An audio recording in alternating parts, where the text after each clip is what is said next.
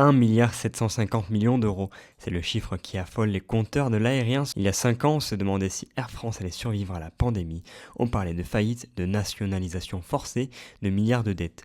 Aujourd'hui, en ce 19 février 2026, le groupe Air France KLM vient de publier les résultats les plus élevés de toute son histoire.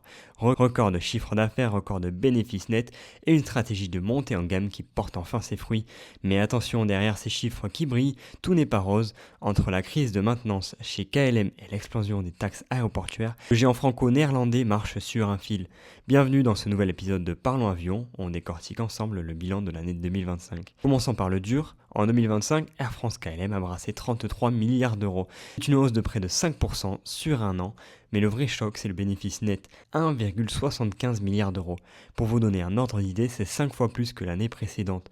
Comment est-ce possible alors que le prix du billet est le sujet de discussion numéro 1 des voyageurs? 1. Le remplissage. Les avions n'ont jamais été aussi pleins. Le groupe a transporté 102,8 millions de passagers en 2025. On est quasiment revenu au niveau pré-Covid, mais avec beaucoup moins d'avions vides sur les lignes secondaires. 2. Le kérosène. Le groupe a eu un gros coup de pouce du destin puisque la facture de carburant a baissé de près de 400 millions d'euros grâce à une légère détente des cours mondiaux. 3. Le désendettement. Et c'est le point crucial pour les investisseurs. Le ratio de dette est tombé à 1,7 l'EBITDA. En clair, le groupe est redevenu fréquentable pour les banques. Et si les chiffres sont là, c'est grâce à un homme, Ben Smith. Depuis son arrivée, il martèle un mot, la premiumisation. Air France a arrêté de vouloir concurrencer les low cost sur tous les terrains. La stratégie, moins de sièges économie bradés et beaucoup plus de business et de premium éco. En 2025, ces cabines haute contribution ont généré une part disproportionnée des profits. Regardez la flotte, l'arrivée massive des Airbus A350-900 et bientôt des A350-1000 change tout.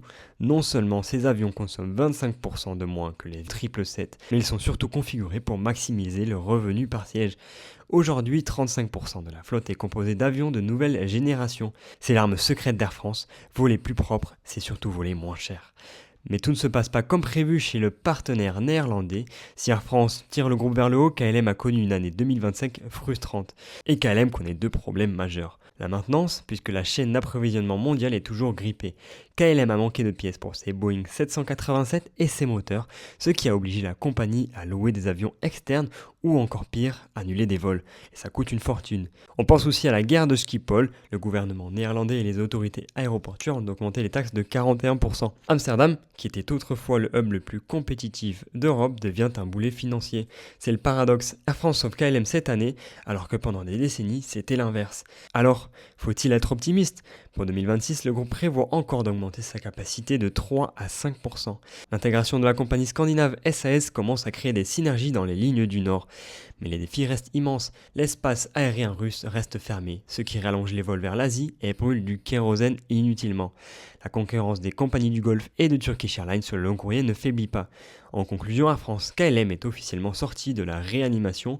Le groupe est très solide, rentable et possède l'une des flottes les plus modernes d'Europe. Le pari de la montée en gamme est gagné, mais le défi de la décarbonation et des coûts opérationnels en Europe ne fait que commencer. Voilà pour cette analyse complète des résultats records d'Air France KLM. Est-ce que vous trouvez que le prix de votre billet est justifié au vu des bénéfices? On en débat dans les commentaires. N'oubliez pas le pouce bleu et de vous abonner à Parlons Avion pour ne rien rater de l'actu aéro. C'était Parlons Avion, à bientôt.